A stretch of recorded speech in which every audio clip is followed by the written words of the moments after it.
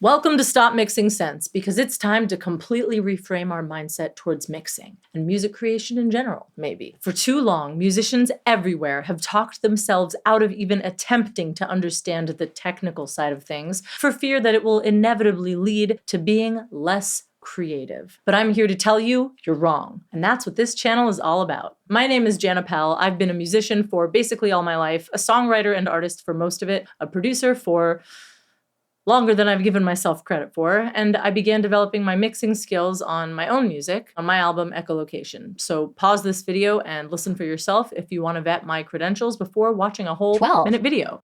And I have come to the conclusion after all that mixing isn't as technical or as mysterious as I originally thought, which then made me realize our mindset is completely backwards on this one. You know how they say sometimes the answer is right under your nose? That's kind of what this is, except this time it's right under your ears or inside your ears. Your whole body, your mind, your soul, and whatever's underneath that, it's there too. But this isn't a shortcut. It's just a different starting point. If you're someone who gets bogged down by numbers or have been told you're more right-brained than left-brained all your life, hopefully this will help shift your mindset towards mixing into something almost innate in all of us. Because let's face it, we are all here on this earth sharing this human experience of perceiving the world through our senses.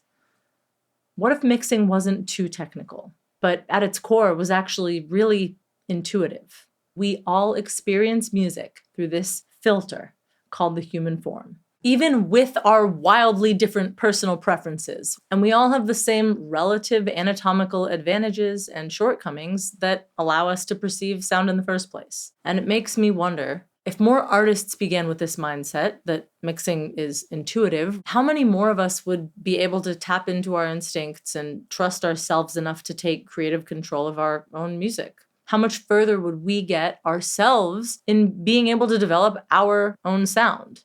How much closer could we get to the music we already know we hear a little bit of in our heads? And it especially makes me wonder, on a more personal note, how many more women would produce or mix their own music? Asterisk, disclaimer, I'm not saying that women can't be technically inclined. I am just saying that because of things like sexism / women not even being allowed to have a credit card until 1974 without a man's signature, there are objectively fewer role models in fields dominated by men, including this one. And with the added sentiment that women are more creative and emotional, and men are more objective and rational, a lot of women are convinced, before we even attempt to try, that this is something that we not only will, but should be relying on a man for, if we care about our music, that is. And so the first binary to break, so that you can avoid falling into the misconceptions that ultimately limit your musical growth, is the creative versus the technical mindset. As artists, we often believe that there is a strict dividing line between the creative and the technical, and we convince ourselves we can't be both. But when it comes to music, the line between the two is eternally blurred.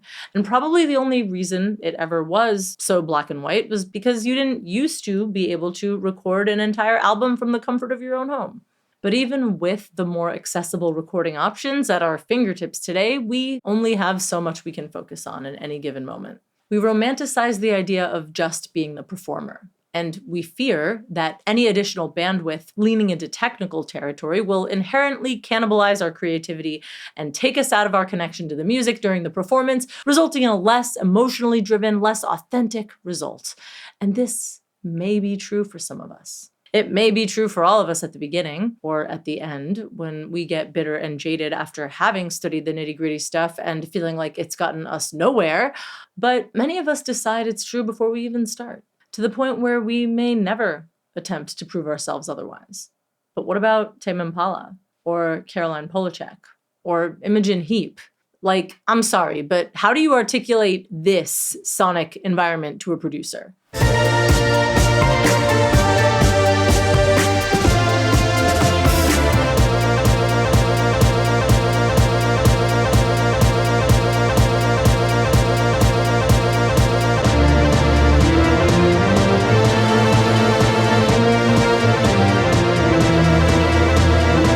You can't. You have to get there yourself.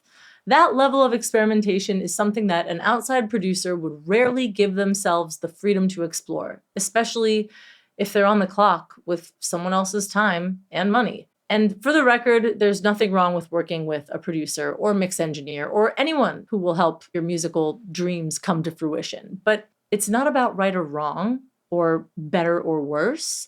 It's about intimacy. And this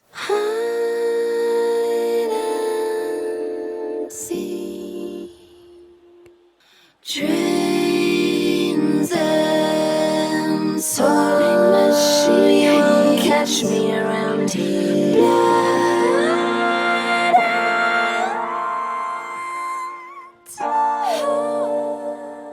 is the level of intimacy you're able to achieve when you're not approximating and translating your musical ideas to someone else, even if they do have more experience. There's a phrase, talking about music is like dancing about architecture. Your words can only get you so far. That said, sometimes they're all we have. Like now. So zooming out from the words creative versus technical, we find ourselves somewhere on the spectrum between objective and subjective, or subjective and objective, however you want to put it. Building on our understanding of the creative versus the technical, we tend to think of creative or artistic decisions as more subjective and technical or audio engineering related decisions as more objective, which often leads us to assume that there's no subjectivity or creativity in mixing. But as artists with an idea of our music already in our heads, we find ourselves in the midst of that gray area again, with the lines blurred. Now let me ask you something. In all of your scouring of YouTube for mixing tutorials before this one, what were your search terms? What were your keywords? How to use a compressor? Or maybe, what is a compressor? But before we start desperately trying to understand the what, or even the how, we need to understand the why. And once you do this enough, you will realize there is no right way to mix. All decisions are creative decisions when it comes to music. Sure, there are certain best practices and parameters that need to be met when finalizing your track, but don't worry about any of that yet. I'll give you an example from when I didn't know how to mix. I had just finished recording and producing one of the first tracks on my album, and I decided to send it to somebody more experienced to mix. And I told him my influences, I sent him a couple of reference tracks, along with my own rough mix, which I said I wasn't married to. And when I got it back, it sounded totally different than I imagined. The bass was way too loud. There were auxiliary sonic elements that were brought out like way more than I intended. And in my humble opinion, there was too much separation between the synths and the lead vocal.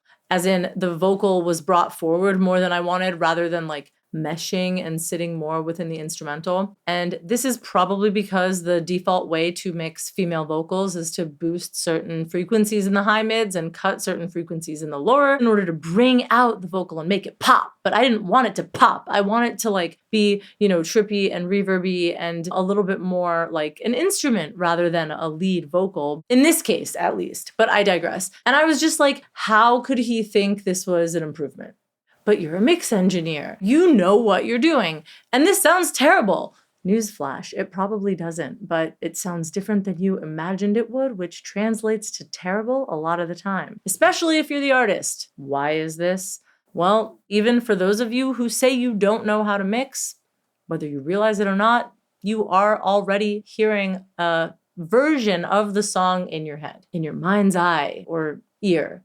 Sorry. Not to mention, there's tremendous overlap between production and mixing. And that makes it even harder to draw the line between production and mixing hats you'll be wearing as the artist during this process. Not to mention the artist hat that you're already wearing, which is not so easy to take on and off. And when a producer you're working with doesn't get it, it can be incredibly difficult to let them know what you need to get closer to your sonic vision. And that's when frustration sets in and you start wondering if you're being picky or difficult or hard to work with, or you stop trusting yourself as an artist and you just keep your head down and end up with something that was closer to their vision because you didn't want to hurt their feelings.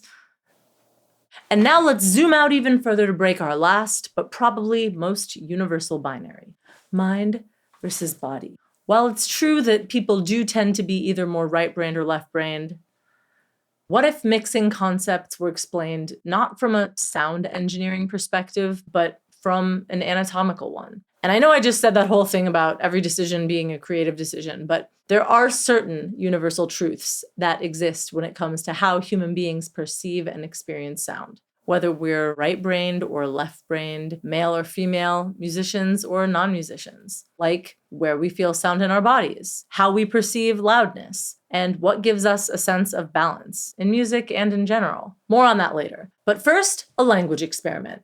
All right, so we have these two shapes. Which one is KIKI and which one is BOUBA?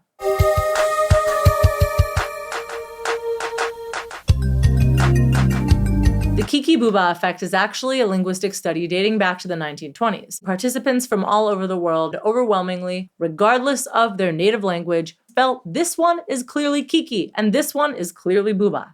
But why? Well, because whatever language we speak, we all speak it with a mouth and a larynx. You may already be able to tell that oo produces a rounder, darker sound than e, which is brighter and more piercing. But the very shape of your mouth will back you up. Your mouth itself becomes either more rounded when saying BOUBA or more straight when saying KIKI. But there's something else. Now put your hand on your larynx. And what happens when you say KIKI versus BOUBA?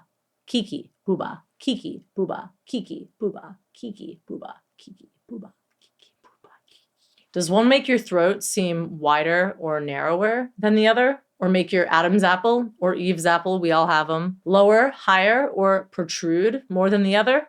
When we say KIKI, our larynx becomes narrower and our voice box sits a bit higher. And when we say BOUBA, our larynx becomes wider and our voice box sits a little lower. That's why, regardless of what language we speak, the names of these objects seem almost obvious. And as a linguistics minor, I thought this was always a fascinating but otherwise useless piece of knowledge. But what if we replaced the KIKI and BOUBA shapes with a kick drum and a triangle, a violin and a cello, a bass and a guitar? Which one is KIKI and which one is BOUBA? What about the frequency spectrum itself? If we split it in two at, say, 1K, which side is KIKI and which side is BOUBA? Right? Obviously. I mean, even the EQ clearly looks KIKI on one side and BOUBA on the other. And this isn't a coincidence. What if, instead of asking yourself, should you boost or cut certain frequencies, you asked yourself, is this too KIKI or is this too BOUBA? And if you can do that, not only about the mix, but about the individual instruments that make up the mix, you'll be in pretty good shape. Because at the end of the day, mixing is just another language that we wouldn't experience in the way we do if we didn't have the bodies we do. More on that in the next video.